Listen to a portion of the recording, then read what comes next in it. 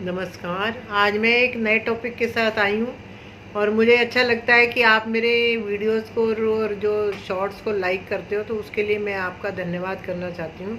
आज हम कुंडली में नौका योग का वर्णन करेंगे।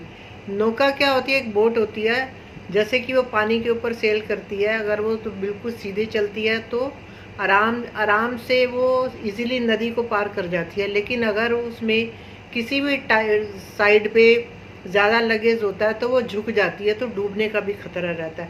इसको हम कुंडली से देखेंगे। जैसे अगर किसी की कुंडली में पहले भाव से लेकर 7वें भाव तक सारे ग्रह होते हैं तो उसको नौका योग कहा जाता है। तब उसका इफेक्ट ये होता है, सबसे पहले तो वो व्यक्ति जल मार्ग से ही अपनी आजीविका कमाता है। समुद्र में जाके, विदेश में जाके समुद्र से ही अपना व्यापार करता है, या उसकी जो आजीविका होती है वो जल से रिलेटेड ही, मतलब जैसे फिश पालन वगैरह होती है, इस तरीके से होती है। लेकिन एक बात जो ध्यान रखने वाली है कि ऐसा व्यक्ति बहुत कंजूस होता है।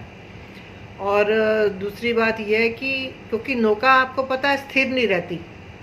नौका जो है, अगर एक साइड में नौका रखी जाए, अगर एक साइड में नौका झुक जाए तो वो अस्थिर हो जाती है। तो ऐसे ही उस व्यक्ति का जो जीवन होता है वो स्थिर नहीं होता, अस्थिर रहता है, डावाडोल रहता है।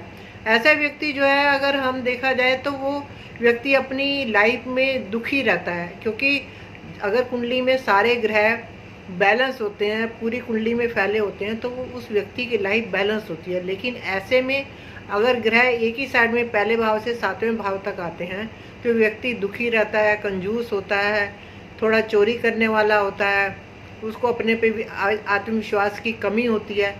तो ये हमने एक छोटा सा वीडियो बनाया जिसमें नौका योग के बारे में बताया। तो आप इसको देखिए कि आपकी कुंडली में क्या ये योग है, और आप मेरे से कांटेक्ट करिए तो फिर मैं आपको इसका हल बताऊंगी।